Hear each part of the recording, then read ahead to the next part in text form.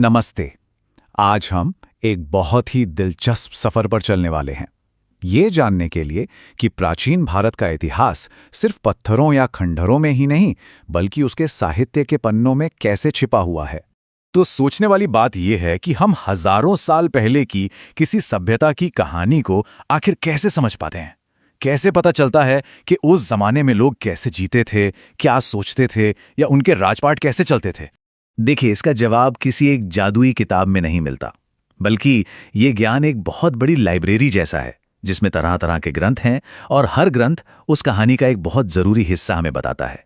तो चलिए इस लाइब्रेरी के 4 खास हिस्सों को देखते हैं। पहला, आस्था के इतिहास। दूसरा, शक्ति और विजय के ग्रंथ। तीसरा, भाषा का कोड। और चौथा, कुछ ऐसी अनपेक्षित जगह हैं जहां इतिहास छिपा हुआ है। तो सबसे पहले बात करते हैं आस्था के इतिहास की, मतलब हमारे धार्मिक ग्रंथों की। अब ये बहुत मजेदार है। यहां हम देखते हैं कि कैसे 2 बड़े धर्म हमें इतिहास की बिल्कुल अलग अलग खिड़कियां देते हैं। एक तरफ है बौद्ध ग्रंथ, जैसे जातक कथाएं, जो पाली भाषा में लिखी गई और उस दौर के समाज की एक झलक दिखाती हैं। और दूसरी तरफ है जैन साहित्य, जिसे आगम कहते हैं। ये प्राकृत भाषा में है और महावीर जैसे तीर्थंकरों के जीवन और उस समय के इतिहास पर रोशनी डालता है।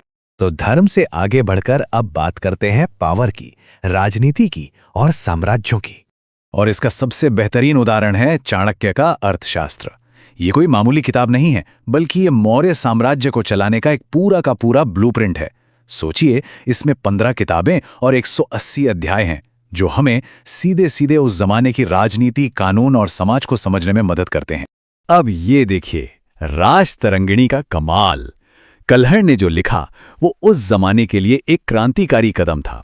यह संस्कृत साहित्य में शायद पहली कोशिश थी जहां इतिहास को एक के बाद एक, यानी क्रोनोलॉजिकल ऑर्डर में लिखा गया। ये ग्रंथ हमें कश्मीर के इतिहास की कहानी सुनाता है, बिल्कुल शुरुआत से लेकर 12वीं सदी तक। इसी तरह चचनामा भी एक बहुत ही जरूरी ग्रंथ है। यह हमें एक बड़े टर्निंग पॉइंट के बारे में बताता है, सिंध पर अरबों की जीत। और इसमें दिलचस्प बात यह है कि यह किताब असल में अरबी में लिखी गई थी और बाद में अनुवाद के जरिए हम तक पहुंची। चलिए अब एक बिल्कुल ही अलग चीज देखते हैं, भाषा का कोड। जी हां, ग्रामर। मिलिए पाणिनि की अष्टाध्यायी से। ये कोई आम किताब नहीं है, ये संस्कृत ग्रामर की सबसे पहली किताब मानी जाती है। और यहीं पर बात बहुत ही ज्यादा दिलचस्प हो जाती है। आप सोचिए, ग्रामर की एक किताब और उसमें हमें पहली बार लिपि शब्द का जिक्र मिलता है, मतलब लिखने की कला। ये एक बहुत बड़ी खोज है, क्योंकि ये इशारा करती है कि मौर्य काल से भी पहले समाज में लिखना पढ़ना मौजूद था। और अब चलते हैं हमारे आखिरी और शायद सबसे हैरान करने वाले हिस्से पर, ऐसी जगहों पर छिपा हुआ इतिहास जहां कोई उम्मीद भी नहीं कर सकता।